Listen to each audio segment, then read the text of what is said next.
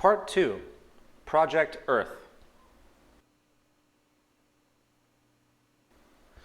There's a concept in electrical engineering called the signal-to-noise ratio, which has to do with the ratio of a signal power to a noise power which corrupts the signal. It's like listening to music on your radio in a car, which is receiving a great deal of interference, and the music is becoming clouded and distorted. I think this is a great metaphor for our current social practices. The signal being the foundational aspects of importance and relevance to a given field, with the noise being the outdated, traditionalized, inefficient methods which cloud, confuse, delay, and distort our intents and abilities. So, I want everyone to forget pretty much everything I've just talked about and take a massive step back and consider a very simple thought exercise that I want to walk through in regard to how we conduct our operations on this planet. Let's assume for a moment that we are interstellar travelers originating from Earth as it is known today. And in our journey, we stumble upon, amazingly enough, an exact replica of our planet. The only difference between the current state of this new planet versus our own is that there are no human beings. Human evolution has not occurred. Hence, there's no establishment orders, no social arrogances, no money, of course, nothing to limit our possibility. Given the advanced scientific knowledge we have today, how would we go about redesigning our social infrastructure from the ground up, with the goal to create nothing less than the most efficient, conscientious, and sustainable society as possible? So, what is the first step? A full survey of Earth's natural resources would make sense, correct? I think it would be illogical to begin any other way. We must first understand the full range and capacity of the earthly components in order to derive inference as to our capabilities. Natural resources come in many classifications, such as biotic, meaning those obtained from the biosphere, such as forest, maritime organisms, and mineral fuels. And then there's abiotic, such as arable land, water, gold, iron ore, and other such raw materials. There are many natural resources to be considered, of course, but for the sake of simplicity, we're going to consider just one area, and this will serve as the prototype for all the others, and this area is energy. Energy is the fuel of society, I think most people would agree. Energy appears to be the lowest common denominator of modern civilization, and it has been the basic facilitator of progress and the expansions of our standards of living. So I think it's a good place to begin. Okay, so what do? We simply scan the Earth and analyze it, listing all relevant energy locations and potentials. Of course, the potentials, to clarify a little bit, is always going to be based on the current state of technology for harnessing. For example, solar energy today has a dramatic potential, but it is still greatly underutilized as the technology has been inefficient so far. But with the advent of nanotechnology, we are seeing a possible exponential increase in this potential. So it's contingent upon the quality of our methods, is my point. Also, I don't want to spend much time on the issue of nanotechnology, but if you research these trends as applied to solar radiation harnessing, it becomes clear that solar energy alone in time could power the entire world 1,000 times over. Unfortunately, you're not going to see this anytime soon. Why? Because it's too efficient for the market system. And the absorption process would take many, many years if seriously pursued. So, back to our original thought exercise. Once we have this raw data of energy sources, we need to rate each source based on its renewability, pollution output, and everything that factors in to decide the degree of sustainability.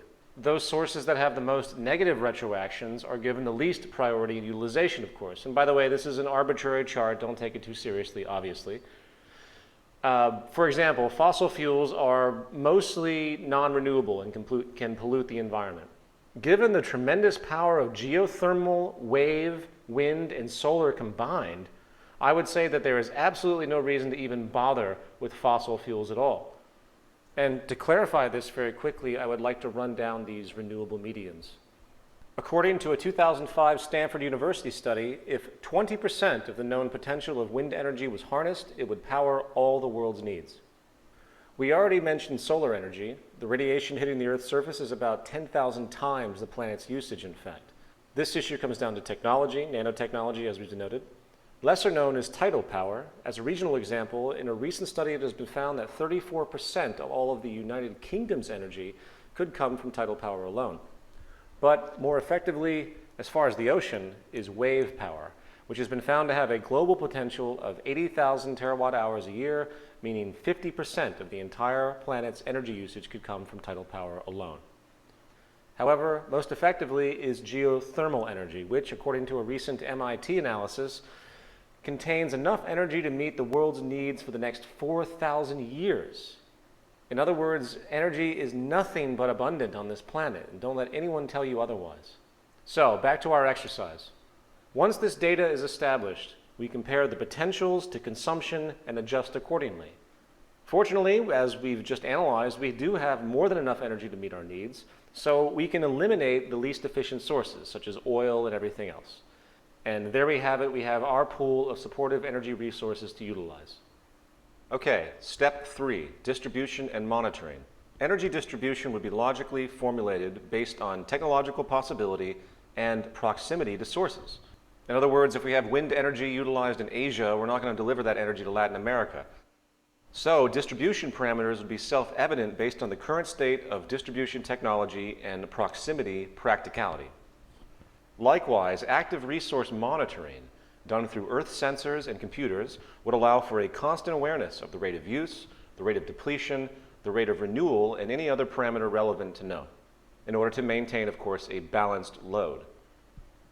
If the scarcity of any resource is going to occur, we can forecast this in advance through trend analysis, and proper action can be taken to adjust accordingly. This idea is nothing new. It's used every day in our lives in detached ways, such as the ink level notification on your personal printer connected to your home computer. Okay, let's review. What do we have so far? We have the locations of our energy resources.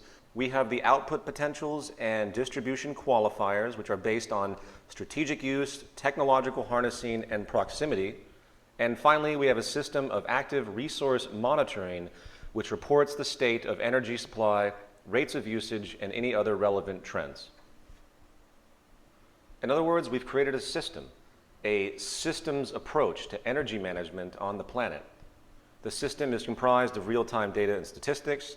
The process of unfolding is based not on a person or group's opinion, not on the whims of a corporation or government, but on natural law and reason. In other words, once we establish the interest and goal that survival and hence sustainability is our goal as a species, which I hope everybody in this room agrees, then each parameter to consider in regard to resource management becomes completely self-evident. It is called arriving at decisions as opposed to making them, which is a subjective act based on incomplete information and very often cultural biases. The planet is a holistic system with resources all over it. Therefore, the efficiency of human society can only come from an integrated systems approach to the management of those resources and hence social processes. The planet demands it, if you will. The only government that exists is planetary operations, is natural law. It is inherently negligent, illogical, and irresponsible to function in a detached manner, as we require a holistic system. Okay, using this energy model as our procedural example, this systems approach can be applied to every other earthly resource and quantifier. We survey, find potential, qualify for negative retroactions, and apply modern technology to harness, distribute, and monitor in the most logically advanced, holistic way possible. Naturally, a computer database management program would be the logical method to navigate these issues, where all the attributes we have discussed are fed in with strategic computation applied. And since the goal is holistic maximum efficiency, the automation of adjustments also becomes very simple. For example, let's say we have 2 geothermal power plants in the same region, each outputting in tandem the required amount of energy for that region. One day there's a problem, and the output of one plant drops by 30%. This would be seen by the monitoring system, and the other power plant's output would be automatically adjusted by 30%. It is reactive, just like the nervous system in your body, automatic. No reason to vote for it, no reason to debate it in Congress. It's automatic because it's self-evident. So, to summarize this approach, All planetary resources, from energy to minerals to maritime life, etc., are managed by strategically active statistical processes in a single global system which is programmed to adjust automatically to the changing environment. That's it. Correct me if I'm wrong, but I'm afraid there is no other way to achieve peak efficiency of our resource usage. It is a technical process. It's also very, very simple when you think about it, even though the specifics of implementation would seem complex for most of us who are untrained in systems engineering. Okay, so we have a global resource management monitoring system now, utilizing programming and feedback to maintain what we call dynamic equilibrium and peak efficiency. So, how does this same logical systems approach to management apply in regard to seemingly more complex mediums of social operation, such as the production of tangible goods for everyday human consumption? Well, we have a clear picture of our pool of useful resources, so the question then becomes, what do people need? This is actually quite an elusive question. On one side of the spectrum, you have the immutable necessities of life, such as food, clean air, water, and the like, while at the other extreme, we broach issues of vanity, material tools, leisure goods, and other issues which basically vary from region to region, culture to culture, and generation to generation. This latter part regarding value-based needs will be addressed somewhat later.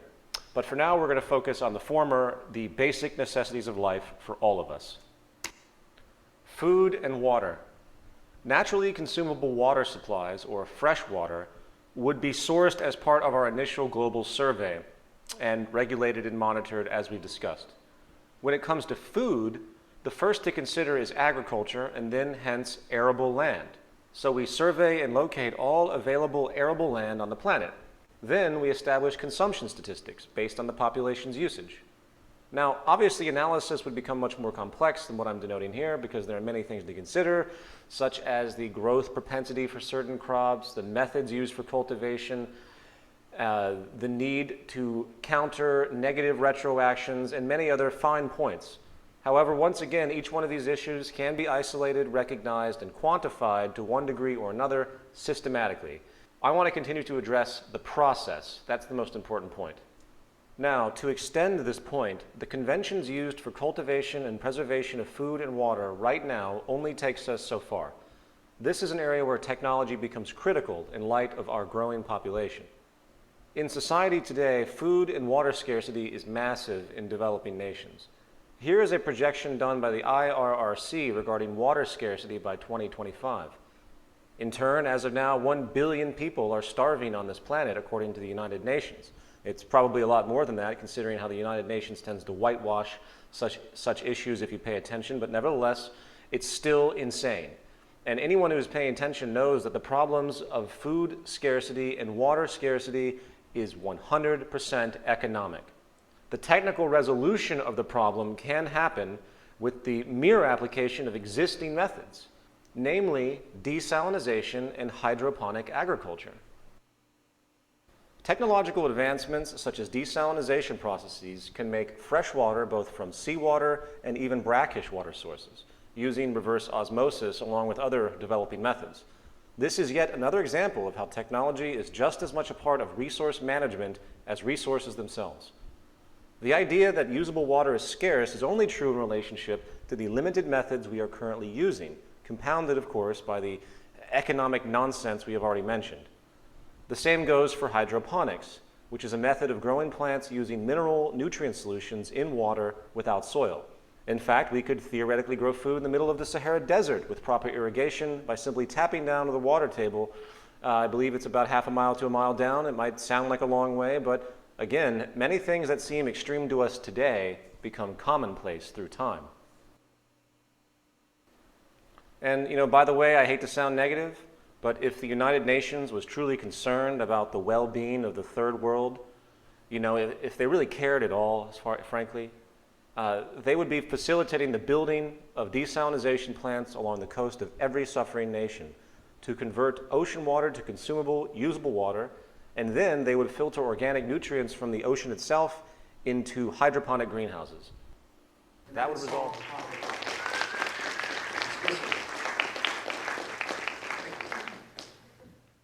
The bottom line is that food, air, and water are only as scarce as we decide they are. If we choose to become intelligent and strategic with our production and preservation methods, while taking full advantage of technology, there is no reason why we can't provide for the Earth's people many, many times over. The starving children of the world today are not so because of a lack of available food and water. It is their lack of purchasing power, the failure of their economies, not true scarcity, which causes the needless deaths of millions a year. In the world today, one person dies of hunger every second because of poverty. Okay, back to our original exercise. These technological advances I have just spoken of, along with many others, would be coupled in with traditional methods and thus monitored and regulated in our systems approach as we have already expressed. The point is that new efficiency-increasing technologies would be quickly incorporated into the system based on qualifiers. Now, you will notice once again that choice becomes self-evident. As long as the integrity of our methods of evaluation, which is the scientific method, is strictly followed, coupled with the goal of maximum efficiency and sustainability, the process of societal construction and organization becomes almost entirely self-evident. We are arriving at decisions based on this simple goal of maximizing efficiency in whatever way we can. And this pattern of thought, this commitment to the objective observation of natural processes and loyalty to the scientific methodology utilizing hypotheses and testing, etc., leads us to part 3, with the introduction of an organization called the Venus Project.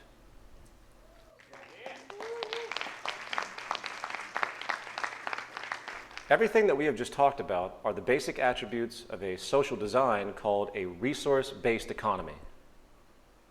This term was coined by industrial designer and social engineer Jacques Fresco, who is the director of the Venus Project, which he runs with his associate Roxanne Meadows out of Venus, Florida.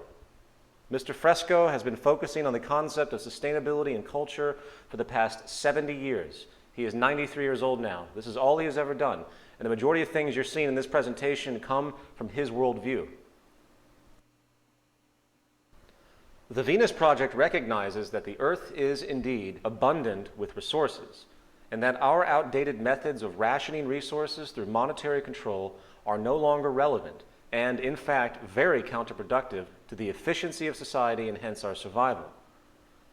The monetary system was created thousands of years ago during periods of great scarcity and has no legitimate relationship to our true capacity to produce goods and services on this planet in this day and age. We know now that with a unified systems approach to global management, as we have just described, that the human species will be able to express its full potential. In fact, I will say explicitly that that is the only way you could ever maximize the efficiency of the planet and hence our usage of it, is a global systems approach. Modern developments in science and technology, as we have just discussed, can now allow for this approach to become a reality. To summarize a resource-based economy, first, it utilizes existing resources rather than commerce. All goods and services are available without the use of currency, credit, no barter, no debt, no servitude. The aim of this new social design is to not only free humanity from the repetitive, mundane, and arbitrary occupational roles, many of which hold no true relevance for social development, but also encourage a new incentive system that is focused on self-fulfillment, symbiotic awareness, education, social awareness, and creativity, as opposed to the contrived, shallow, self-centered, corruption-generating goals of wealth, property, and power, which are not only dominant today, but abhorrently actually praised by the population. The great realization of this concept is that through the intelligent management of the Earth's resources, along with the liberal application of modern technology and science, we have the ability to create a near global abundance on this planet and thus escape the detrimental consequences, both physical and psychological, generated by the real and artificial scarcity and waste which is prevalent today. The end goal isn't just about physical sustainability in and of itself, in fact. It's also about the larger goal of cultural change. The values of humanity are created by the social system, and we feel this approach will not only bring us in line with natural law, enabling a high standard of living, but will ease social stress dramatically and allow for people to flourish without the aberrated consequences we see over and over today. We're being poisoned by our social system. War, poverty, and 95% of all crime are essentially monetary related if you look carefully. The Venus Project recognizes this, and if we can adapt to this new approach, I think we can completely eliminate these issues.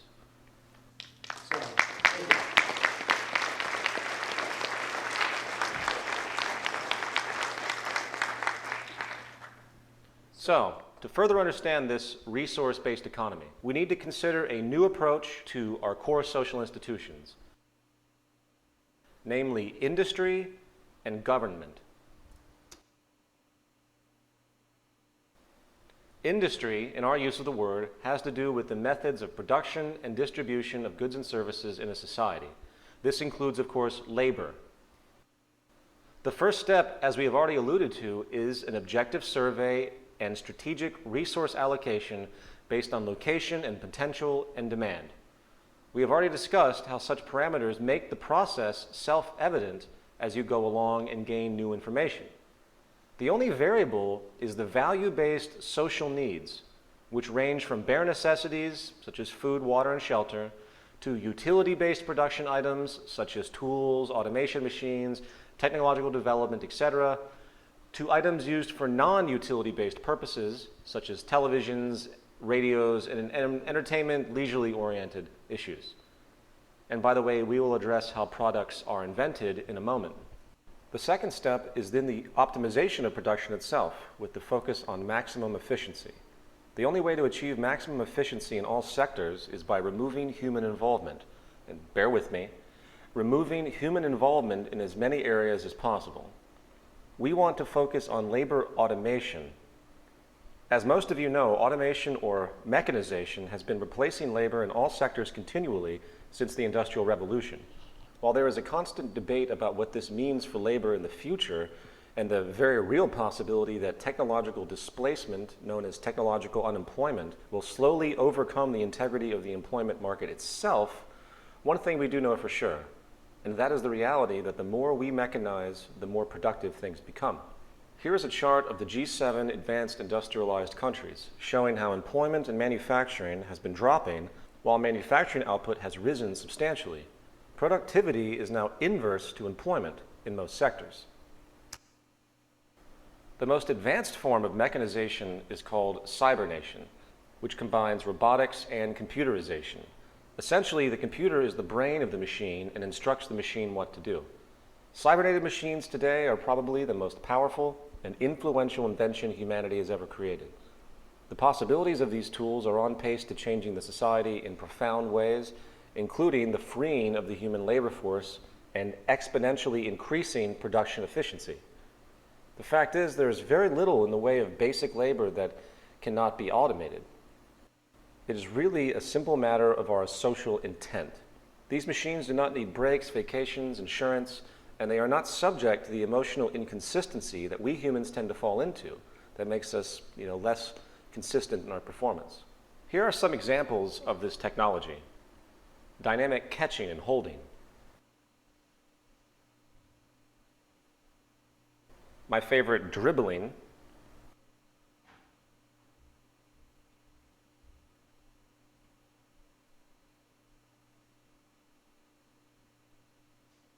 Optical tracking, of course, throwing, tweezer manipulation.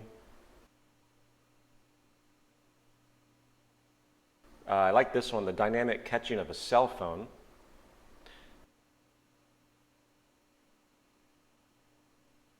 Here is an automated kitchen in Japan.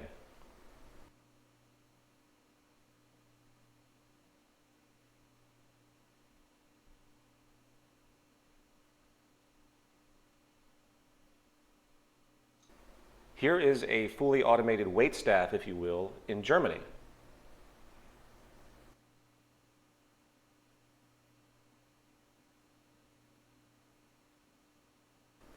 The possibilities are truly profound.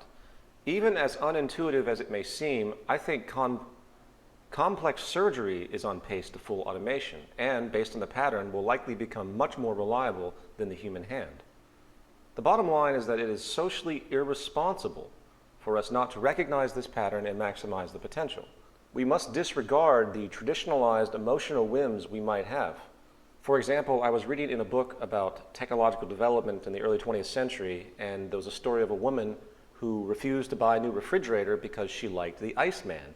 She liked the Iceman who came and brought ice to put in the icebox, which is a wonderful, quaint notion, but it isn't progress. That's romanticism. And I'm not putting down romanticism. I'm a romantic in many ways.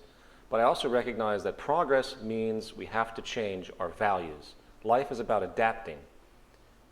If our scientific ingenuity can create mechanisms that can increase the efficiency of production and overcome scarcity, and in turn give us more free time to pursue larger interests, then we have no choice but to fall in line and change our values accordingly. Machines are extensions of human attributes. They are tools. And not only can they allow for greater productivity, they can also relieve us, as we've seen, of trivial, monotonous labor, enabling possibly a cultural paradigm shift that we can't even imagine. Now, it's usually about this time that someone says, hey, wait a minute, but what will I do? What will I do with myself if machines are doing things? This is, of course, an amazing question if you think about it, and goes to show how conditioned we have really become. I will express what people will do as far as production is concerned. Humans will basically be supervisors and researchers. We would oversee these systems. The end result is a fully integrated, autonomous, cybernated industrial complex, which is patched into the resource management system we have already described, enabling observation and adaptation. In turn, it is simply a matter of updating the system and making sure the system is in order. People will function as supervisors, researchers, and innovators, while again allowing for a world of personal freedom and intellectual pursuits that are reminiscent of the ideals of early Greek society. Furthermore, without the monetary system to impede with its childish, immature basis in competition, the entire structure of production can be streamlined. For example, no longer will there be perpetual duplication of goods, with resources being wasted for the sake of preserving market share. We all know that more minds are better than one when it comes to design. Imagine the progress if the technical teams of the top 10 competing cell phone companies decided to work together to build the best product they could, together. Imagine. Likewise, planned obsolescence and inferior products will become a thing of the past. When companies compete, as they do today, they must cut their initial cost basis as strategically as possible, in turn, of course, cutting quality. This is how they stay competitive and keep their prices affordable. This hindrance is gone. Therefore, the best, most efficient, sustainable, long-lasting products technically possible can finally be created. This is an attribute of our current system that no one talks about, the perpetual creation of inferior products in order to maintain differential advantage. You're suggesting a monopoly, and earlier you were against a monopoly. There's no money, there's no power control. It's not a monopoly. It's a systems approach. Money is equated to monopoly. And I can answer more questions later. This has nothing to do with that approach. This is an integrated system. It has nothing to do with monopoly. Monopoly is an invention of propensities, it's a propensity of the market system for groups to seek dominance.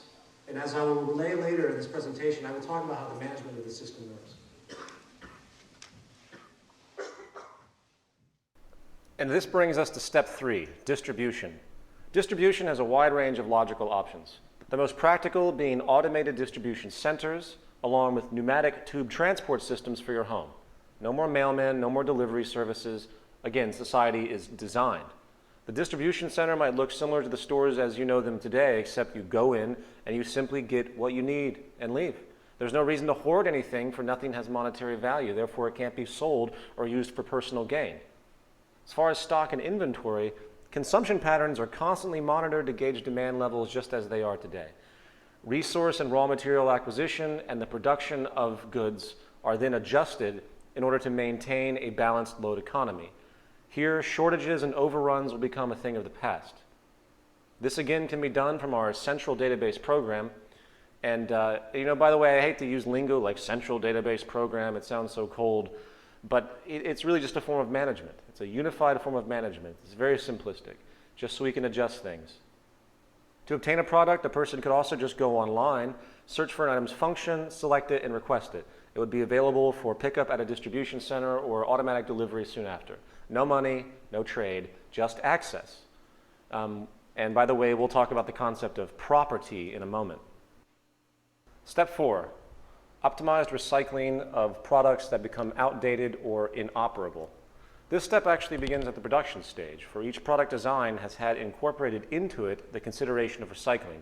Nothing ever used in production would be unsustainable or unrecyclable in any way unless there was simply no other option and the product was absolutely dire. This is strategically considered to make sure all older products are reused to the maximum amount enabled by known methods, reducing waste. The negative retroactions of all production processes are taken into account and adjusted accordingly at the production level initially. No more landfills, no more dumps of waste. We reuse as much as possible, deliberately. Okay, so now we're going to take all the concepts we've just mentioned and put them into the larger context of so-called government. I think Dr. Ralph Linton put it best. The tremendous and still accelerating development of science and technology has not been accompanied by an equal development in social, economic, and political patterns. It is safe to predict that such social inventions such as modern-type capitalism, fascism, and communism will be regarded as primitive experiments directed towards the adjustment of modern society to modern methods. So first, we need to take a step back and ask ourselves the question, what is the point of governance? What is truly relevant to the integrity and fluidity of society? If you break the chain of conditioning regarding everything that you have been taught about the concepts of government, which includes power, laws, money, budgets, politicians, defense, and so-called democratic elections, you realize that social organization is much more simple. It could be so much more simplistic and with substantially less stress and concern. Government should be simply a process, if you will, centered around what matters to maintain society and the well-being of the human population. Very simply, this would be resource and environmental management, the production and distribution of goods, along with a system of decision-making, research, and invention. That is really it. Society is, as I've said before, a technological convention, and thus our orientation towards so-called governance should be purely scientific. As far as the first two components, we have already accomplished this with our central database program. It is, again, an Earth-wide autonomic sensor system with environmental sensors in all relevant areas of the planet, monitoring and generating industrial electronic feedback regarding resources and production distribution operations. I know it sounds massive and science fiction oriented, but it can be done. It's done every day in detached ways. It's just not applied on a larger scale. So then, with the first two issues covered, we're then left with the issue of research, contributions, and decisions. When we finally understand that everything in regard to social operation is a technical process, we then see that there is little reason for political subjectivity in the solving of any problem. For our technical insight can now arrive at most conclusions using the scientific method. It is based, of course, on information. If a person reads one page of a book and closes it, he or she can easily have an opinion on that book as a whole. If another person reads the whole book, they also have an opinion. Whose opinion would you value more? The person who read the full book or the person who read only one page? In other words, the more data taken into account in the process of decision making, the more accurate that decision will be. As we have previously explored, computers now can access trillions of bits of information per second across vast informational databases. Because of the limitations of our sensory and cortical equipment in our body and mind, no person or group can know everything there is to know in this world. Our senses are limited in range. Our eyes can only see a fraction of the electromagnetic field. Therefore, again, it is only logical to begin delegation of decision-making processes, specific technical processes, to computers for evaluation and efficient outcomes. They do not have the restrictions that we have. These are tools that we have created. Again, we have already shown that this is possible with resource management, production, and distribution. So now we're going to explore what we can call information processes. This is a rather complex point and falls in the realm of what could be called artificial intelligence, or machines programmed to run processes that kind of mimic the procedural processes of human thought. Artificial intelligence is, of course, subject to some tremendously silly assumptions today. The most, of course, common being portrayed in movies where the intelligent machines invariably decide, to take over humanity, or some other biased notion of contempt.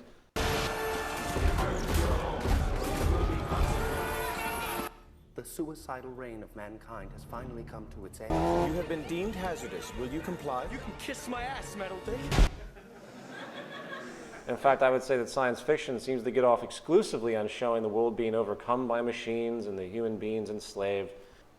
In the words of Arthur C. Clarke, the popular idea, fostered by comic strips and the cheaper forms of science fiction, that intelligent machines must be malevolent entities hostile to man, is so absurd that it is hardly worth wasting energy to refute it. I am almost tempted to argue that only unintelligent machines can be malevolent. Those who picture machines as active enemies are merely projecting their own aggressiveness. The higher the intelligence, the greater the degree of cooperativeness. If there was ever a war between men and machines, it's easy to guess who will start it. The interest is to create an active informational database containing literally all known technical knowledge, ranging from the properties, combinations, and applications of every element of the periodic table to even the complete history of technological invention. A system of associations, of course, needs to be created and codified to enable such a thing, but there are plenty of projects that are working on this right now. Thought is indeed a technical process, and once the associations emerge that can combine multiple disciplines, we will have at our grasp an amazing database program that we can interact with and gain feedback from. It could likely come in the form of a simple website. You would pose a problem or question to the database, and it would give the best possible feedback based on the current state of knowledge at that point in time. No different than interfacing with a calculator, but this new calculator has a powerful associative system and an extensive database of knowledge that can not only understand and compute math, it can integrate physics, biology, and other aspects into a unified, concentrated awareness. Say I had an idea for aeronautics. I would enter in my schematics in language codified that the machine would understand. The machine would say, whoop, you know what, this has already been done. We don't have the materials for this, as it checks the central database. The efficiency of this is not applicable because of the wind resistance of this coefficient, etc. You get the point. And if this sounds like science fiction, rest assured that the US military's Pentagon likely already has similar database reference and decision-making programs which it uses to create war strategies. It is important to point out that in the world today, we consider participation in government a task of electing various personalities to a position of power. This is now obsolete. In a resource-based global economy where industry and government are combined into a cybernetic system that incorporates advanced problem-solving computer databases with vast planetary-wide observation sensors, again, it's very simple, the traditional concept of politics, election, and the like has no basis or relevance. And while this notion scares a lot of traditionally minded people, it must be reiterated that our problems in life are technical and are relative only to humanity as a whole. We don't want to elect people, we want to elect ideas. This would be a true democracy, where technology enables each person to contribute in an organized way. Of course, such participation in any society would entail understanding how society technically worked, and then constructively proposing ideas or innovations to be implemented, created, or altered. As of now, this is long lost. Very few people have any idea how anything operates. These things are just going on around them. They have no idea what's going on. People can't contribute to anything unless they understand what comprises what they want to contribute to. This is something governments have known for a long time, which is why you tend to find that there's a lot of dumbing down going on in the world. So, as far as interaction, first one would interact with the informational database, which is available to everyone and could input their proposal. Then the database, with its historical knowledge databases and data integration, would analyze the concept for its scientific and technical integrity, along with optimizing the materials required, if applicable, based on current understandings and availabilities. Again, it's unified. If the proposal is initially accepted by the central database after cross-checking it to make sure the integrity is intact, then it would either be immediately put into production, as would be the case with the desired invention, or it would be turned over to a group of rotating interdisciplinary teams that oversee the implementation of the new proposal and orient it into the social system. These are simply technicians who maintain the system, no different than how people maintain anything today. The person or group who submitted the proposal in question would then be invited to participate and become a part of the interdisciplinary team relevant to the idea if they choose to.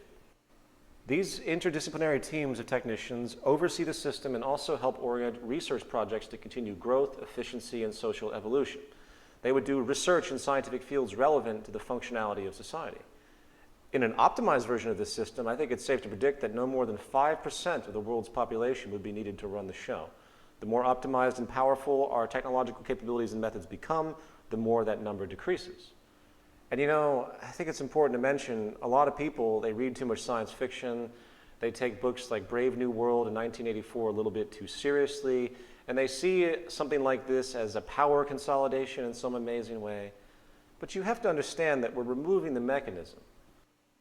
Look, we have to remember that we entrust our lives to science and technology every single day, and to the people that work with this technology. When you have a problem with your car, you don't take a vote from your neighbors as the solution. You go to somebody that works in that particular field, who knows what they're doing, education. This is the type of orientation we need to begin to have. The fear of traditional corruption has very little basis, for there's no reward for it. The interdisciplinary teams do not get paid in any way. Their reward is, in fact, the fruits of the society as a whole, and they contribute because it is in their best interest to do so, just as everyone can contribute. Self-interest becomes integrated with social interest. They become one. In order to help yourself, you must help society explicitly. Everything is for the greater good. Frankly, I believe our survival as a species is absolutely contingent upon this worldview. Moreover, these teams would not be fixed, but constantly revolving based on who wants to participate, who contributes in any given field. Abstractly speaking, this would actually be a true democracy, wouldn't it? Arbitrary voting for politicians is now replaced by the logical review of given concepts based on social merit, with the creators brought in to help. Not, I'm going to reduce taxes, and here comes change, and you know, and all this nonsensical stuff we deal with today. In a resource-based economy, as I've said, participation is open to everyone. Because again, all issues are fundamentally recognized as technical, and I'm going to keep drilling this in. The degree to which a person contributes is based on that person's education and ability to create and problem solve. This is why expanded education is critical. In society today, you will find that the public is essentially kept distracted and uninformed. I hate to say it, but this is the way governments maintain control. If you review history, you will find that power is maintained by ignorance. In a resource-based economy, the goal of the educational system is to produce the most intelligent, aware human beings as possible. Why? Because everyone then becomes a contributor, greatly affecting our collective social evolution for the better and improving the lives of all.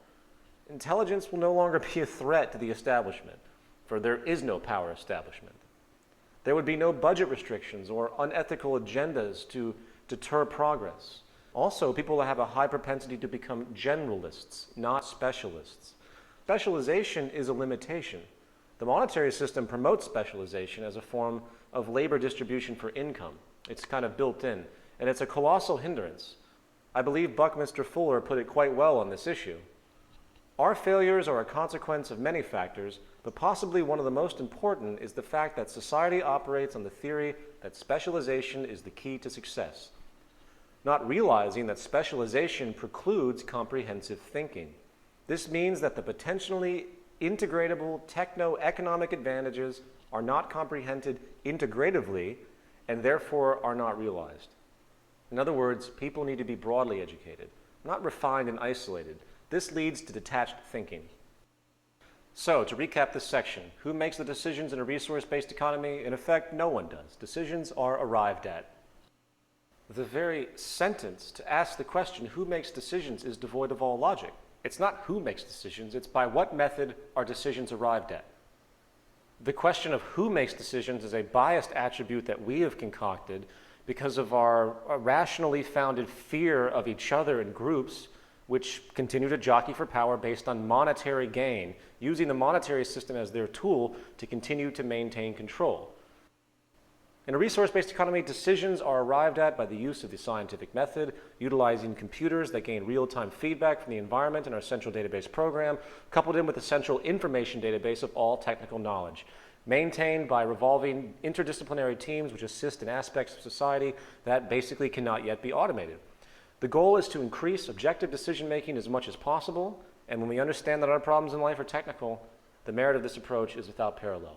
People see this and they say, oh, this is far too idealistic. No, this is nothing but pure practicality. In the end, the only real relevance to so-called government is 1, the production of goods and services that are equally available to all, 2, research projects and educational systems to expand our knowledge, understanding, and applications, and 3, the constant monitoring of the Earth's resources and atmosphere for feedback and possible environmental problems, enabling us to restore and maintain a clean, pristine environment. Also, not to mention, without the wasted energy and resources of going to war every 5 or 6 years, and other aspects of the monetary system, we could actually look at true threats to humanity. What are the true threats to humanity? Earthquakes and asteroids, diseases, environmental issues that we can't control yet, but eventually through science and technology, I think we will. The only real problems in life are the problems that are common to all human beings.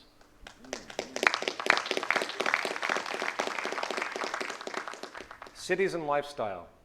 In this section, we are going to extend the tenets of a resource-based economy into one of our most fundamental social inventions, the city, specifically the Venus Project's circular city. We will also discuss how people's lifestyle in a resource-based economy might manifest, often with profoundly different values and goals than we see today. A specific focus of the Venus Project and Jacques Fresco has been the optimization of city systems themselves, of course, which relates to everything that we've just described. The following is a short video exploration of some of Jacques Fresco's ideas in this regard.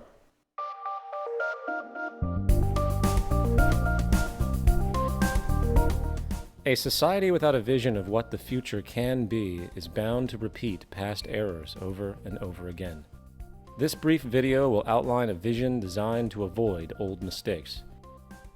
This vision of efficiency, sustainability, and intelligent planning can lead us into a world of unlimited human potential.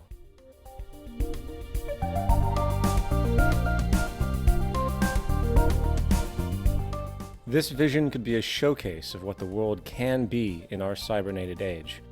Science and technology could be used for human betterment and the restoration and protection of the environment, serving as an example of the intelligent application of the systems approach. While some people advocate the restoration of existing, worn-out cities, these efforts fall short of the potentials of modern technology. Modifying outmoded cities simply delays the inevitable problems. It is actually much easier in the long run to build newer cities from the ground up than to restore and maintain the old ones. A total city system approach requires overall planning to attain a higher standard of living for the occupants. The circular arrangement efficiently permits the most sophisticated use of available resources and construction techniques, with a minimum expenditure of energy. The outer perimeter will be part of the recreational area, with golf courses, hiking and biking trails, and other outdoor activities. Inside this area, a waterway surrounds the agricultural belt, with indoor and outdoor agriculture. Continuing toward the city center, 8 green sectors provide clean, renewable sources of energy, using wind, solar, and heat concentrators. The residential district would include unique landscaping, lakes, and winding streams. A wide range of creative and innovative apartment buildings and individual homes will provide many options for the occupants. New and innovative methods of fast mass construction for housing and building systems will inject composite materials into the mold and then extrude the form upward. In some cases, multiple city apartments can be produced as continuous extrusions, which are then separated into individual units. The apartments are lightweight and high strength. All of the dwellings are designed as self-contained residences. The outer surface of these efficient structures serve as photovoltaic generators, converting solar radiation directly into electricity for heating, cooling, and other needs. The thermocouple effect will also be used for generating energy. These individual homes are prefabricated and relatively maintenance-free, fire-resistant, and impervious to weather. With this type of construction, there would be minimal damage from floods, earthquakes, and hurricanes. Their thin shell construction can be mass-produced efficiently with little environmental restriction. Adjacent to the residential district are the planning, science, and research centers. The 8 domes surrounding the central dome house the art, music, exhibition, entertainment, and conference centers. The central dome houses schools, healthcare, access centers, communications networking.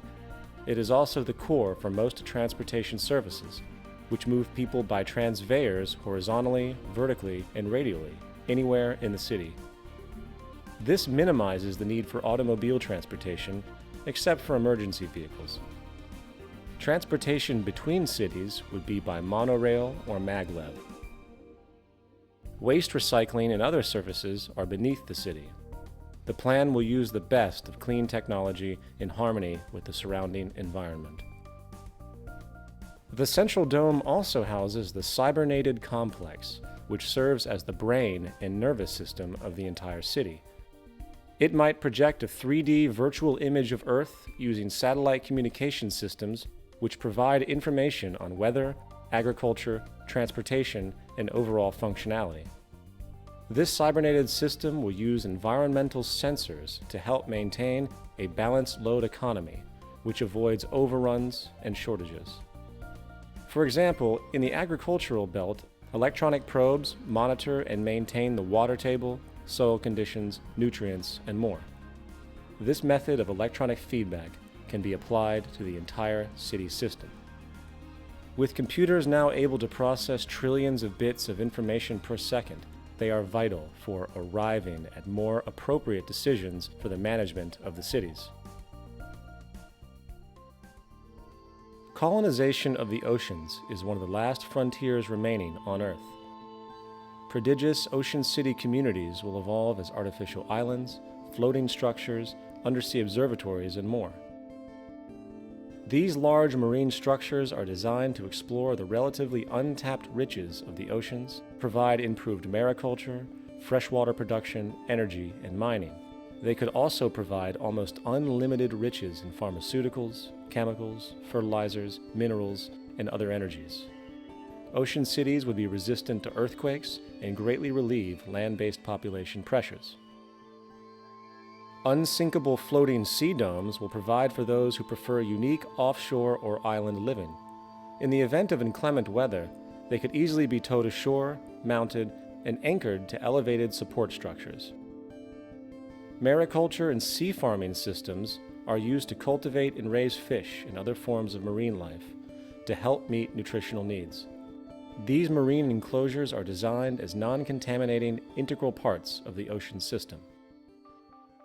A sustainable environment can be achieved through the infusion of technology and cybernetics applied with human and environmental concern to secure, protect, and encourage a more humane future. In the final analysis, we are one people and we share one planet.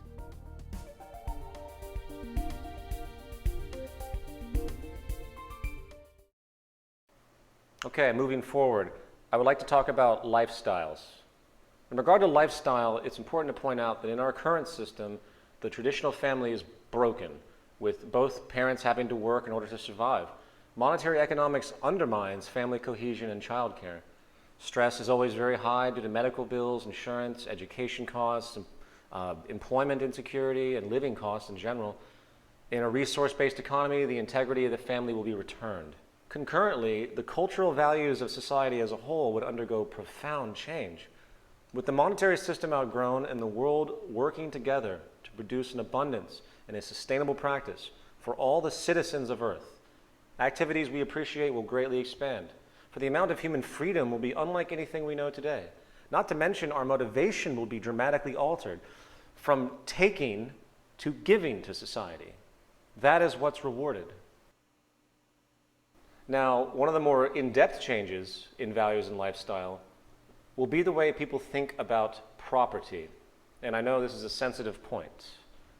In most of the world today, property is a powerful concept, with people often associating their social status to what they own. Excuse me. As stated before, the monetary system requires cyclical consumption to function. This naturally leads to the need for people to be manipulated into thinking they want or need a particular good or service.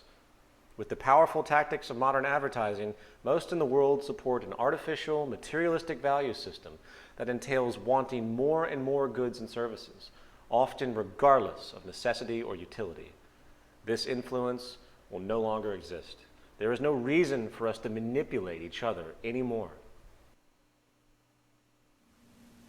Communism. Oh, yeah. Not to mention that in a resource-based economy, there is no reason for property. And you know, you can throw out labels about this system in regards to social ideas that have existed in the past, but until you address the reasoning that these ideas came from, until you look at the train of thought, the arrival of conclusions based on tangible, unfolding intellectual inference, then there's no point to even consider that this has anything to do with anything else. Moving on, back to my point, there is no reason for property in a resource-based economy. Property is an outgrowth of scarcity. People who had to work very hard to create or obtain a product or resource in turn protected it because it had value relative to the labor entailed along with the scarcity associated. Property is not an American or capitalist idea. It is a primitive mental perspective generated from generations of scarcity. People claim ownership because it is simply a legal form of protection. In fact, it is a form of controlled restriction. In a systems approach designed to produce efficiency and abundance, without the need for money, the idea of ownership becomes absolutely irrelevant and extremely impractical. In this new system, no one owns anything. Instead, everyone has access to everything. Ownership is a massive burden. No longer will you need to live in one place. You could travel the world constantly, getting what you need as you go along. Anything that's needed is obtained without restriction. We hoard things in our current culture. We have houses and apartments full of junk that we're afraid to get rid of because we know they have some kind of monetary value.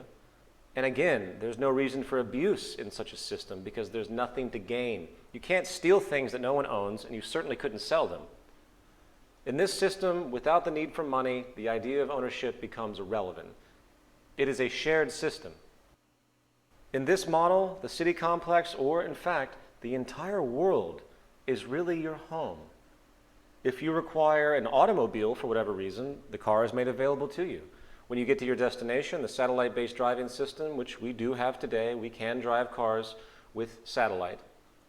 The car will automatically be made available to you and then made available to others after you're finished, as opposed to sitting in some parking lot for likely 80% of the life of the automobile. This is what we do. We waste so many resources and so much space with this primitive concept of personal ownership. To put it into a phrase, the resources of the planet become common heritage to all the world's people.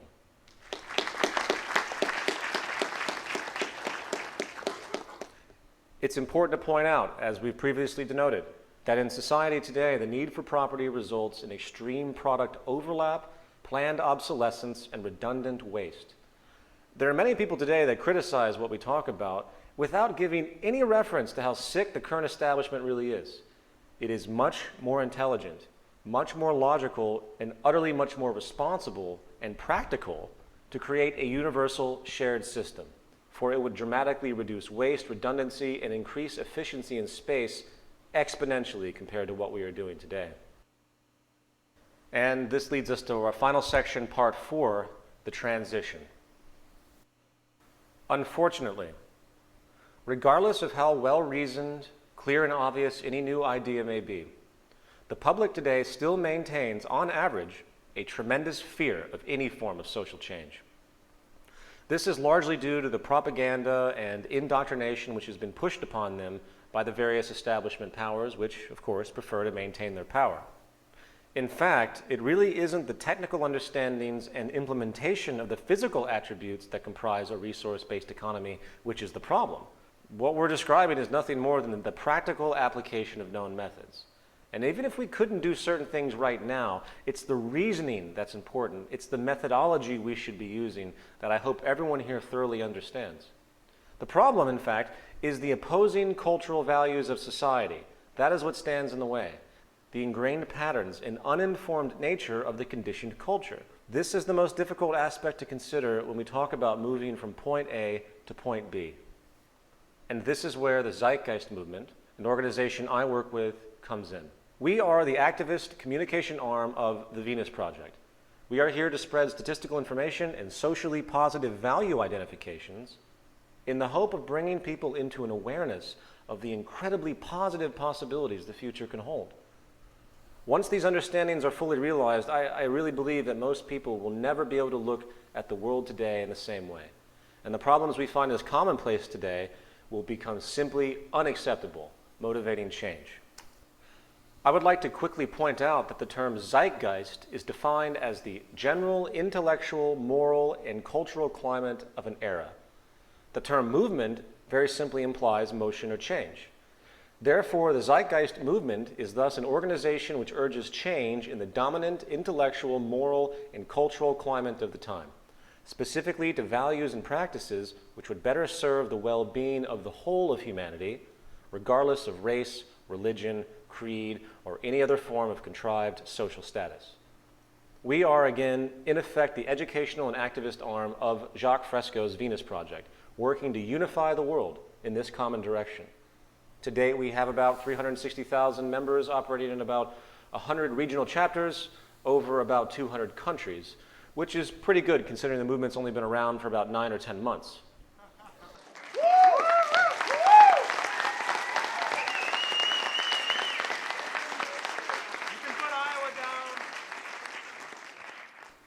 Our central role, gesturally speaking, is engaging in what I would call social therapy. The little discussed reality is that human beings are subject to social conditioning in a powerful way. And if we had the type of society we just described tomorrow, most people would be left confused and disillusioned. It would be like taking a native from the Amazon jungle and dropping them into New York City without any education whatsoever. Their behavior would be based on values which have no relevance in this new environment. In fact, and I know this might sound like a bold statement, but ethics, morality, and values are only as relevant as the social environment's propensity to support them or not. The Zeitgeist movement has various projects in the works. We are working to educate people and hopefully bring them into a new perspective. We have teams and chapters, radio shows, films, PDFs, and annual events to promote this direction. We also do not take any general donations and provide all of our educational materials for free to the public. We are decentralized and work holographically through regional chapter teams and project teams. We have no offices, we have no leaders. I'm not a leader, I'm here as a communicator, and I try to work equally with everyone else. In fact, I would say that we are the initiators of what we call the transition. I believe Mohandas Gandhi had it correct. We must become the change we want to see in the world.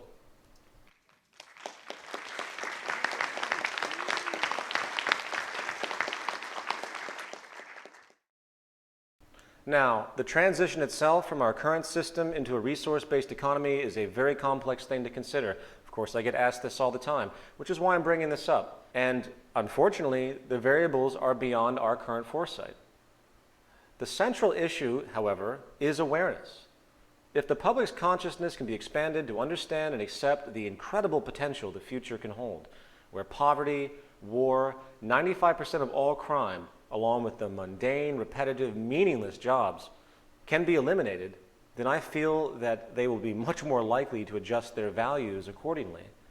And while there are many variations of outcomes and progressions that might occur as we move from our current system to the next, I will now attempt to summarize a probable path as I see it. The nature of industry to maximize profit by reducing input and labor costs shows a high propensity for the mechanization of labor.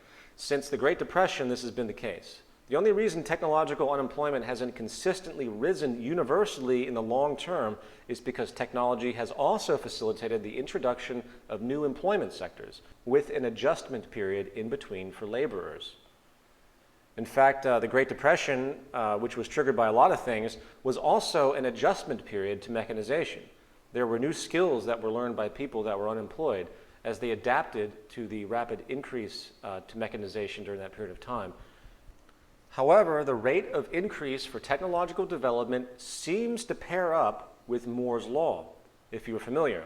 And that has to do with the exponential expansion of the capacity and size of technology. We're going to apply this in a broader sense. In other words, new employment sector skill adjustments, being the amount of time required to adapt to new emerging employment sectors, would need to be on pace with applied technological advancement itself. For example, today, 95% of America works in the service industry. Excuse me, it works in the service industry, often now in front of computers. People had to learn to do this, right? Being computer literate is almost a prerequisite for everything we do now. So there's a learning process, and that takes time. Loosely speaking, this adjustment period would need to increase at the same rate as technological change. There's no evidence this is happening. Technological process is leaving the human labor market behind. I believe that the reason new emerging sectors have consistently come about to save the human labor market as each sector gets replaced by machine is because the rate of change in technology was not that dramatic at that point in time. It hadn't sped up as fast as it is now. The human mind and body, which hasn't really evolved that much in thousands of years, now has to compete with its own creation. Mechanization is leaving us behind. In other words, we cannot adapt to the speed of applied mechanization. However, that's only one side of the coin. The costs of computer technology, which is the backbone of mechanization, is now becoming exponentially cheaper as well.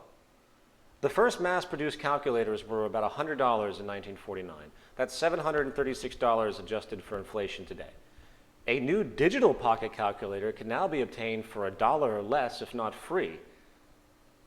Here is a chart done by Ray Kurzweil, who does brilliant research in technological trend analysis regarding the evolution of computer power and cost based on millions of instructions per second.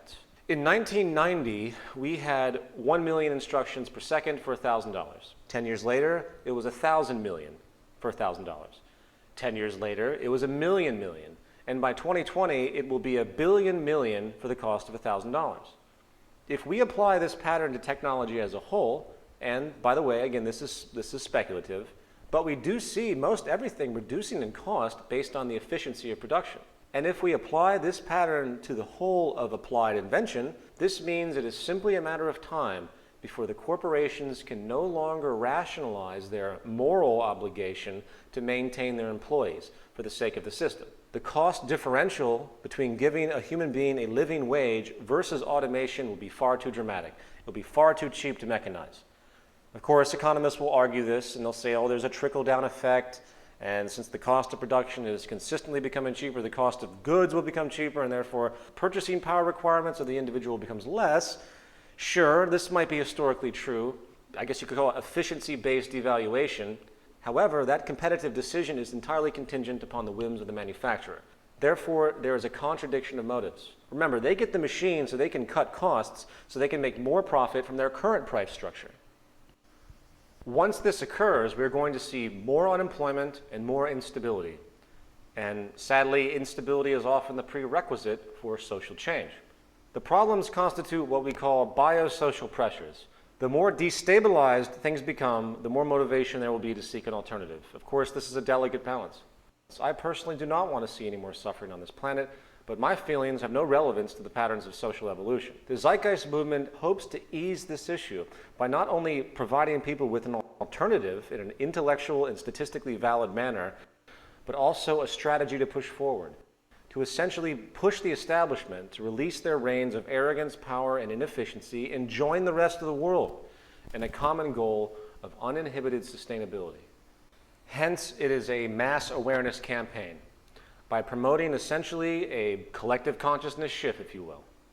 We do this through a relentless global public awareness campaign, which will, in time, hopefully become so large in each country that the establishment will have no choice but to pay attention.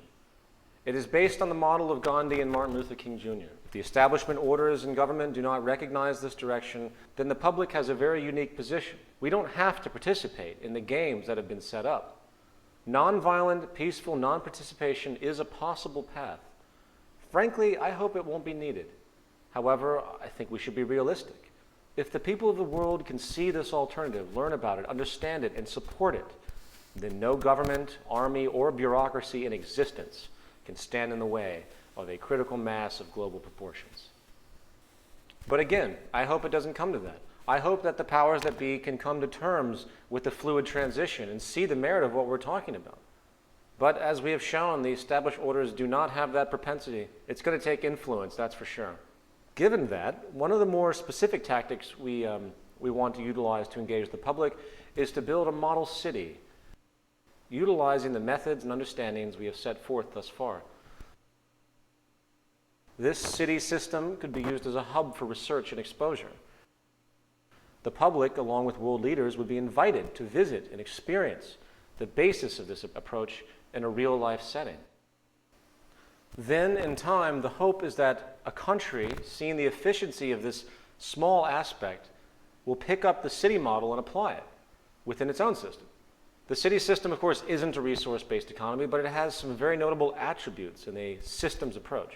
Then, in time, we hope these city systems will begin to spread to other regions, slowly wearing down the market system by their extreme efficiency.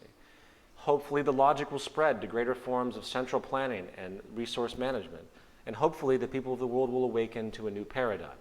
Again, there are many angles of interaction. There could be an independent council that consistently invites all world leaders to come to an independent meeting about this project in hope that maybe they would come together to talk about it. There are many other things I could say on this complex issue of the transition. And due to the allotment of time, I really don't want to spend that much more on it. What I will say, though, for those that continue to harp on it, wanting details, we can't do anything until there's a mass awareness. So let's focus on that as the first step. In conclusion, the most common negative reaction people have who consider the tenets of a resource-based economy tend to come up with something called human nature. The argument is that humans are inherently competitive, greedy, blindly self-serving, implying that no matter how technically good things are in society, there will always be corrupt people who want to compete and abuse others and seek dominance, etc.